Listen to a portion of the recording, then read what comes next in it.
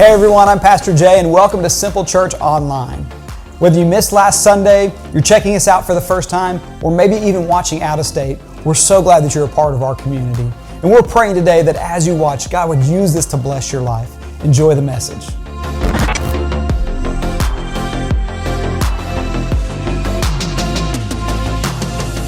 I don't know if you're like me, or if you had this experience with church. Have you ever woke up and you thought you were just coming to church and you were just going to sing some songs and sit, but you end up having to preach that day? Has that ever happened to you? Just me? No, that happened to me today. So Pastor Matthew was supposed to actually preach today, and about 6:30 this morning, he said, "Man, I am puking. I can't be there." And so I said, "Yeah, don't come puke at us." So I was like, "Okay, let's do this. Let's throw something together." So we're kind of experiencing this together, and so no, I'm really excited to be able to kind of end this series. And I hope this series has been helpful. I've really enjoyed it. This is just a heartbeat for me. You know, it's important for us to know why we believe what we believe. And hopefully you've got some good information. Hopefully it's taking you down a path of even kind of researching for yourself and figuring some of these things out. And if you're here last week, I'm hoping that somebody used the electron illustration at work. You know, did you go, "Hey, Bill, come over here. Did you know if there were 2.5 times 10 to the 17th power electrons in one?" You know, if you did that, come tell me about it. I want to know how it went. Probably not well. But anyway, we've kind of gone down this line of thinking about all the facts and figures and nature and science and logic, and all that stuff is really good information. And it's important for us as Christ followers. It's our responsibility to defend our faith. That is the responsibility of every Christ follower. Now, it's to different levels. There's apologists, William Lane Craig. There's great people out there that are really, really good at it. But for each of us in our own little portion of our world, it's our responsibility to really prove our faith to people. That's our job. But I want to kind of tie a bow on it, if you will, today and talk about the experiential argument. Because we've talked about the cosmological argument, the teleological argument, the moral argument, the argument from nature. We've talked about Jesus as God argument, the New Testament, the reliability of Scripture argument. And these are all really good things to talk about. But what it really comes down to is, what is your experience with Jesus? And last week we talked about how we can know beyond a shadow of a doubt that Jesus is God and was God when he walked the earth here. But what did Jesus do? What impact did Jesus have in the world that he came down to? What did he do while he was here as God on earth? And I saw this chart this week, and I thought it was really interesting when you talk about the impact of religion in our world. And I want to bring this up real quick. And you can see here, it's maybe kind of a little bit hard to understand, but basically what it's saying is the major world religion and the areas that it impacts. And you can see that most religions impact the area where it was created or where it was formed. Now you can see at the bottom, really with Jews, but mainly with Christians, Christianity is about the only religion that is a worldwide religion that has made an impact not just here in America, but all over the world, literally impacting everywhere. It's really the only major world religion like that. Most religions are just based in an area where you're born into it. Christianity is the one that's set apart. So there has to be some kind of global impact that was made, but why is Christianity different? Well, because Jesus is different. Because Jesus brought something different when he came down to the earth. And so I want to talk about this idea of experiential, the argument of experience, and talk about what does that look like and what did Jesus do as God when he walked this earth. Again, it's good to have the facts and figures. It's good to have the numbers. We need to have those conversations. But just at the base level of experience with Jesus, who is he and what did he do? And what you're going to find if you read the New Testament, you're going to find a whole lot of people just like me and you who had encounters with Jesus that changed them forever. These Bible characters, these people that we talk about, they're not these like outlandish characters that are in some crazy story, right? They're just normal people like me and you who are going about their daily life and encountered Jesus himself, God himself here on earth. And so you're going to see people like Saul, a man named Saul, who not only was he not a Christian, he was anti-Christian. He killed Christians. That's what he did. He has an encounter with Jesus and becomes Paul and writes most of the New Testament that we read, right? You're going to read about the disciples who were going about their daily life, and in an instant they were changed. You're going to read about people who aren't even named, but their lives were changed forever. They couldn't walk, they couldn't see, and forever they were changed because of their experience with Jesus. But I want to zero in on one of these experiences today. And I talked about this a little bit on one of my lives. If Wednesday at noon, I do a live on Facebook. Most weeks, we've done pretty good. We took a spring break this week. But most weeks at noon on Facebook, we do a live just to interact with everybody and talk about Scripture and laugh a little bit and tell really bad dad jokes and those kind of things. So if you're not doing anything at noon on Wednesday, come hang out with us. I talked a little bit about this story, but I really want to dive into it today because I think it really sets the tone for what Jesus was about when he was here on earth. It's the story of Zacchaeus, and it's found in Luke chapter 19. And I want to read this today and talk a little bit about it because I think it really sends the message of what was Jesus about? When God was here on earth, what was he all about? And so let's start here in Luke chapter 19. By this point, Jesus was pretty famous. He had a huge crowd following him. He'd done a lot of miracles and wonders and all those things. And so he had people just following him all over the place. And so we see here in chapter 19, verse 1, it says, Jesus entered Jericho and made his way through the town. There was a man there named Zacchaeus. He was the chief tax collector in the region. He had become very rich. He tried to get a look at Jesus, but he was too short to see over the crowd. So he ran ahead and climbed a sycamore fig tree beside the road, for Jesus was going to pass that way. When Jesus came by, he looked up at Zacchaeus and called him by name. Zacchaeus, he said, quick, come down. I must be a guest in your home today. Zacchaeus quickly climbed down and took Jesus to his house in great excitement and joy. And so here we have this scene, if you will. So picture this. And again, don't just picture this Bible scene, like this is real life. So Jesus, by this point, he'd healed a bunch of people. He created a following. There were crowds all around him wanting to see what the next thing he was going to do, right? At the feeding of the 5,000, they said that 5,000 men were fed. And scholars think that there was about 20,000 people there that day that he fed. And so he had all these groups around him. He was the latest trend for a lot of people, right? He was the TikTok video of that time. He was the gritty or whatever y'all do. Or he was the jerk or whatever that. Imagine being my kid over here. Sorry, guys. Right? But Jesus was the show of the day, right? So most of the people, I don't even know how to, someone do the gritty. Can someone get up and do it? No, yeah, oh yeah. Y'all are home all day like, yeah, but y'all won't do it for 5 seconds. All right, I see how it is. Are you embarrassed yet? Okay, that's my goal.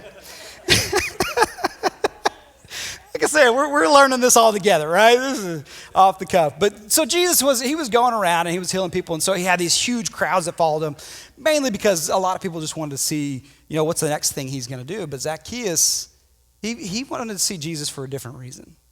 So Zacchaeus was a tax collector, not just a tax collector, he was a chief tax collector. Now, tax collectors were not good people back in the day. They swindled everybody. Why? Because they had the backing of the Roman government. They could do what they wanted to. They could tell you, if it was 10%, they could tell you it was 17%, and there's not really much you can say about it when a Roman guard shows up at your house, right? So Matthew, being a chief tax collector, or not Matthew, he was a tax collector too, I shifted there. Zacchaeus, being a chief tax collector, he'd become very rich from swindling people. And the truth is, he probably had more money than he knew what to do with. So why was he climbing in a tree to see Jesus? Because like I talked about in the very beginning of the series, everyone's looking for truth. And you're not going to find it in money. You're not going to find it in drugs, alcohol, partying. That's momentary happiness. There's some momentary happiness in relationships.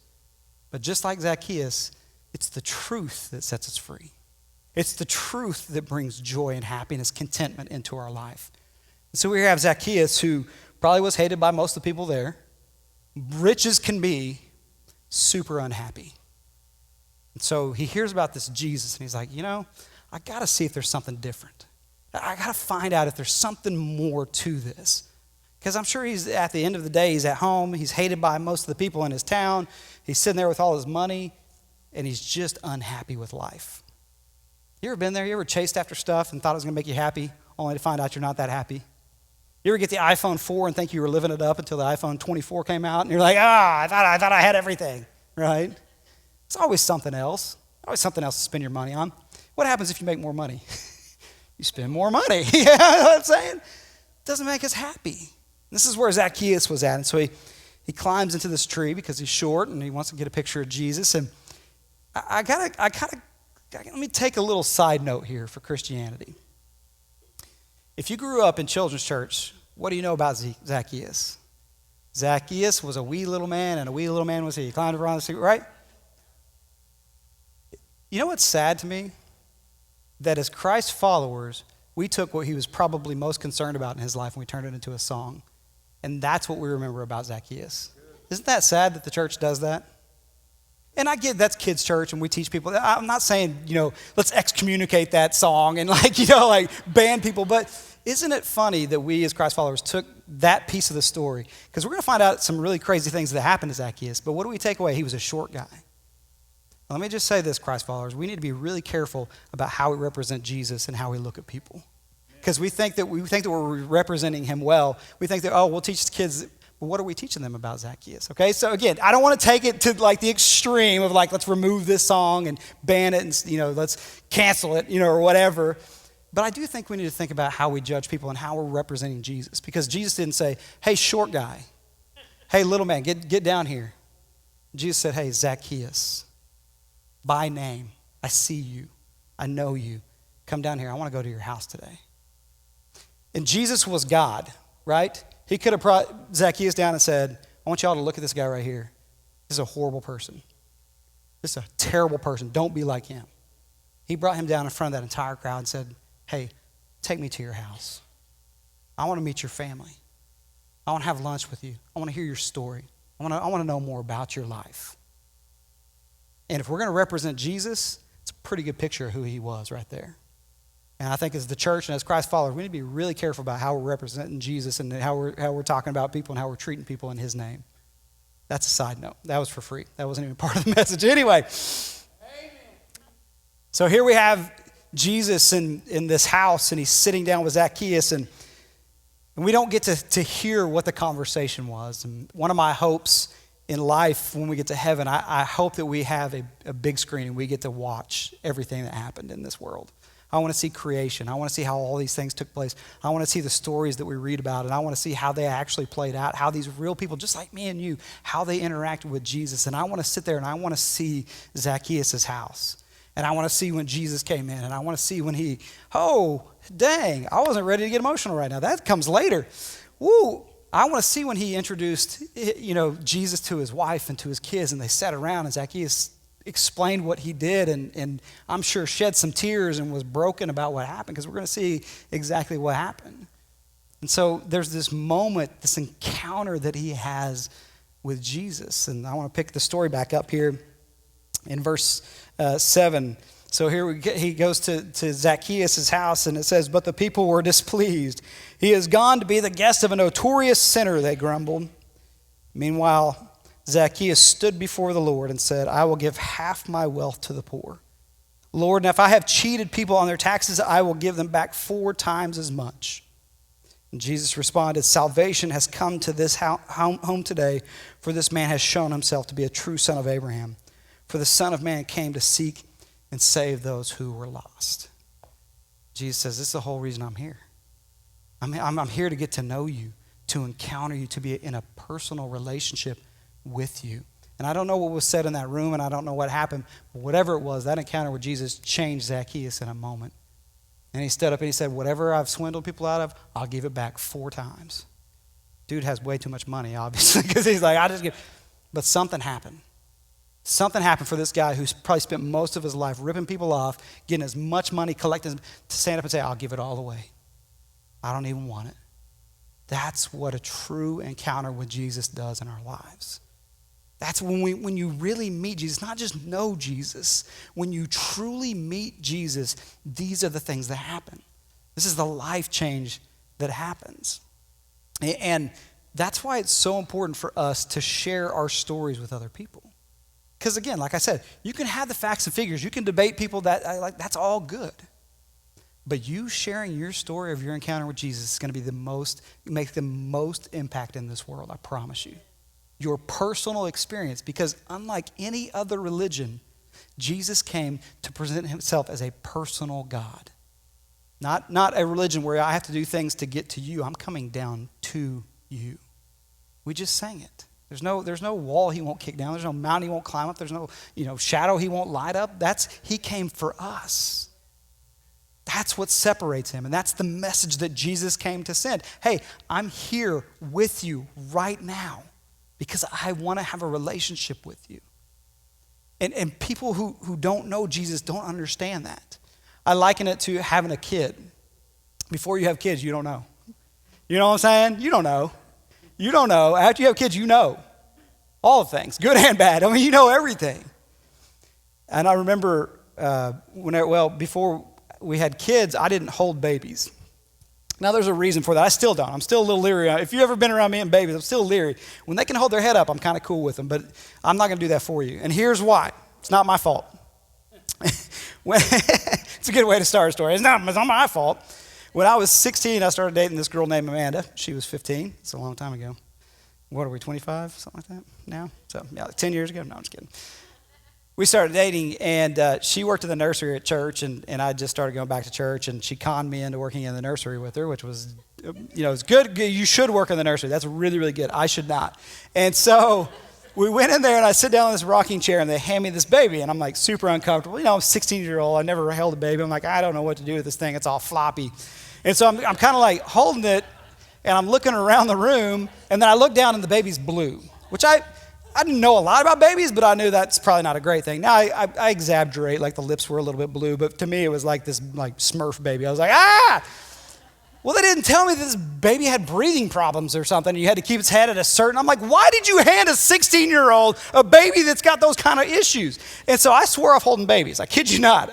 And so we found out we were pregnant, and we were going to have him, and I was like, okay, I'm going to have to hold this baby. Like, so, I'm practicing with baby dolls and stuff. Like, okay, let's get this right. And the other thing is I hadn't cried since I was 13.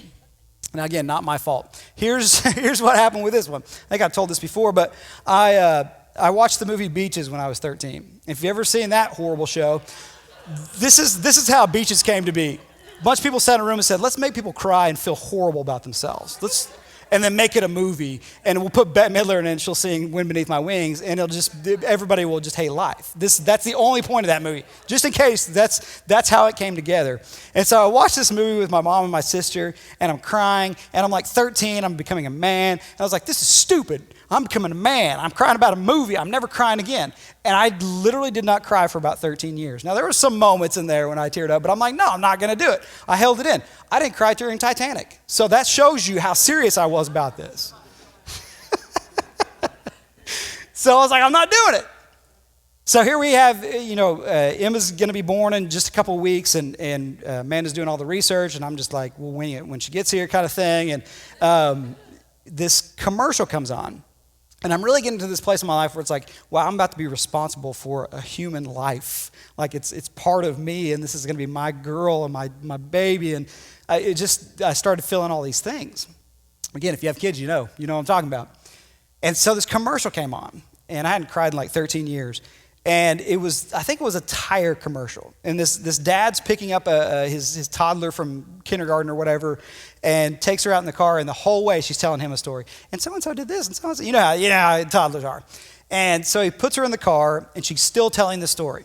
And he's like trying to like get out and close the door, but she won't stop telling the story. So he finally just runs around real quick, and he runs around to the front, and he gets in the seat, and he looks up there, and she's just telling the story still. And he smiles, and the tire commercial's like, for the things that matter to you or something, right? Pretty harmless. I broke down, y'all. Tears just streaming down my face. And then we had Em, and I was holding her, and it was just, when you know, right? Because you experienced it. You encountered this moment, and it was life-changing for me. And I'll tell you, I learned about God in a whole new way, about understanding me being a child of God from having a kid. You're like, oh, I get it. I would die for this baby. I would do anything for this kid. And then Ev came along, and man, he taught me a lot of lessons on being a man and what that actually looked like. And it's not all about just being tough and rugged. It is about showing emotion. It is about, it's okay to cry. It's okay to do these things. Not all the time, right? You got to man up a little bit, right? I tell him that too. Like, sometimes you just got to man up. But when you experience it, it's just a different thing. People who don't have kids, you just don't know. You just you can't understand it.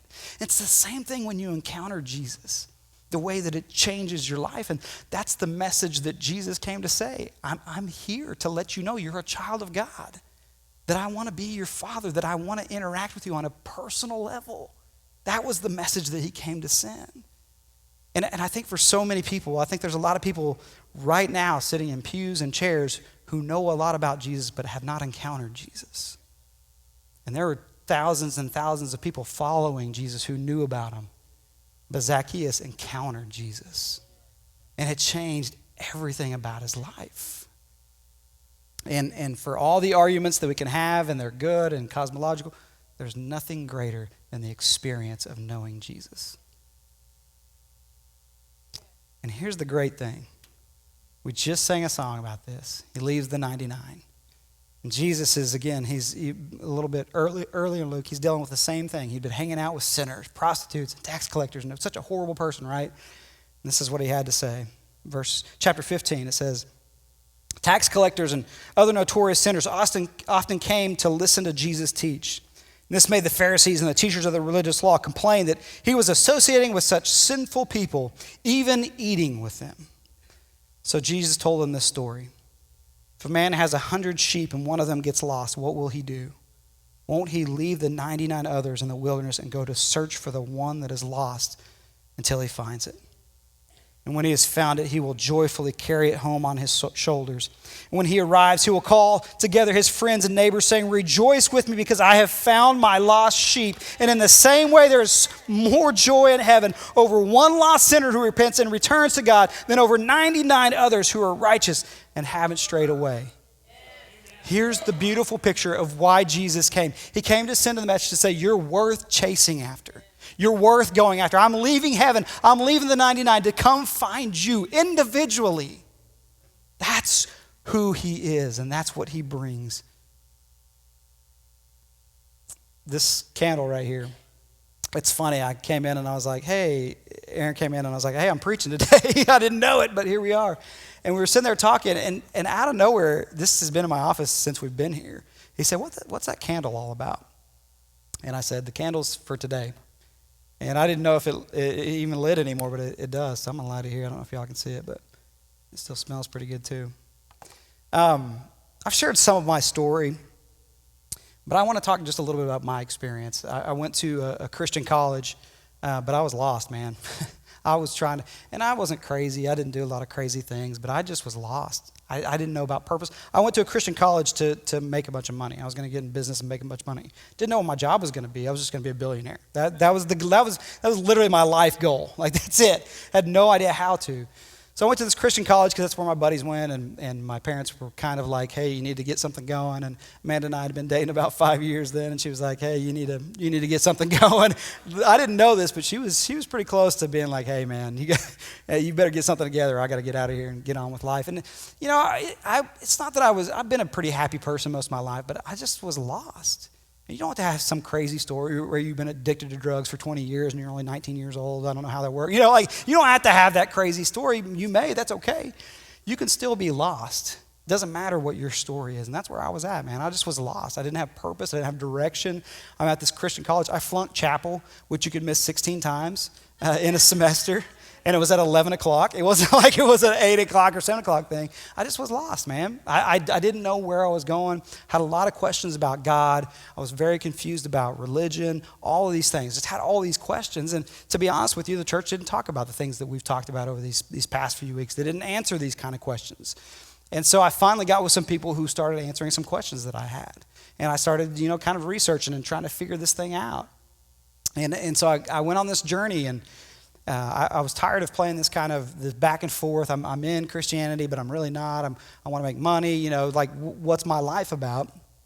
And I'm always one to kind of push against what I think is cheesy or whatever. And so I tried to be the bad boy of the youth group. Like, if I'm going to go to church, I'm going to go, but I'm not going to be like those nerds, like whatever. And so when I got to Christian college, it was the same way. Like, I'm not going to be like these guys. I don't want to be like them and all preachy and all that stuff. And so I kind of just, I was trying to find God, but I was still pushing really hard against it because I didn't want to be like the typical, Christian school guy or whatever. And so I had some buddies, and they were putting together a revival. Remember the old school revivals? Well, they wanted to do like an old school revival, 3-night revival thing. And on the last night, I went. To be honest with you, I did not want to go for that reason, like revival. I'm like, come on. And, it's like, it's 2000. I think it was the year 2000 at that point. I'm like, dude, what are we doing revivals for?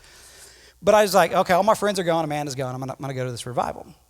And this candle was sitting up at the front. And my buddy Jeff preached a message about Jesus being the light and all those things. And to be honest, I don't remember a ton of it, but there were a whole bunch of little candles around it as well. And at the end, again, kind of typical Christian stuff. It was like, hey, if you want to make a decision, come up and light your candle off the Jesus candle. And, so I was like, immediately no. I was like, immediately no. I'm not doing that. That's, I'll let the other people do it. But I'm telling you, something happened.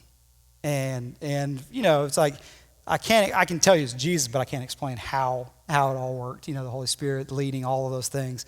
But I just felt like I had to go down. And that was the moment I was like, God, it's either all or nothing. Either you're real and I want you to reveal yourself to me and I'll give you my entire life, or you're not real and I'm done with this Christian thing. I'm going to go make money. I'm going to worry about my life, and I'm just done with all this church and all those things.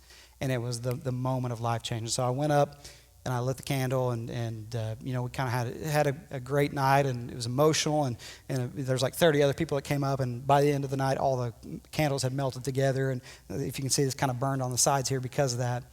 But my buddy Jeff, he actually went to church with me for a long time, and he was moving to Arkansas to take over a church. And he said, hey, I want to meet you up at the church sometime. I said, okay. So I met him up there, and he goes to, we were inside, and we walk out to his car, and he said, hey, I've got something for you. I was like, okay, cool. And he pulled this out, and I knew what it was the second. I mean, this was like 13 years later, and I was like, I know what that is. I know exactly what that is. And he goes, you remember this, don't you? I said, yeah. He said, this is the candle. See, Jeff had prayed for me for a long time. He was one of those guys that came alongside and said, man, I want to be here for you. I want to answer questions for you. And Jeff Eller, a great guy, and he said, I want you to have this. I was like, dude, I cannot believe you kept this candle. And he's like, I want you to have it, and I want you to look at it and be reminded of the experience that you had, the encounter that you had. And I'm going to be honest with you, that's why I preach the way I do. That's why I'm so passionate about this, man. Because the encounter I had with Jesus, I can't help it. I look back and I remember that I was the one. I was the lost sheep, and Jesus came after me. I didn't deserve it. I didn't do anything special to deserve God's love. He just chased after me.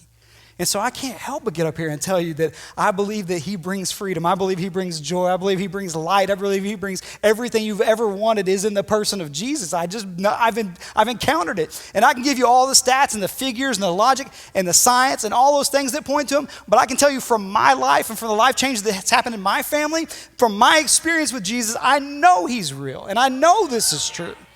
And I think that's the most powerful thing that we have in this world, is to say, my experience tells me this.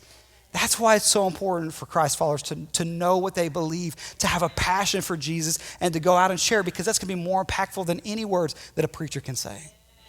Your life can be the life change for other people. That is good. I just thought of that too. Did you write that one down? Because you write down all my goofy stuff. Your life can be the life change for people. Someone jot that down. Thank you. Because she already sent around Jesus was the gritty or something like that. Here's the truth. I hope this series has been good for you, but it comes down to, what is your personal experience with Jesus? And I think for a lot of people, they know about Jesus, but they don't know Jesus. They've encountered some stuff about Jesus, but they haven't encountered Jesus. And man, my hope is that you encounter him in a way that brings life change to you and your family. And I've got to see God do crazy things through my story and through my family, and the life change that it's brought there. And, I think about Zacchaeus. And again, I'm kind of a dreamer when it comes to this stuff, but I wonder what his son did. I bet his son wasn't a tax collector. I like to think that his son became a preacher. and started sharing the gospel. You know what I'm saying?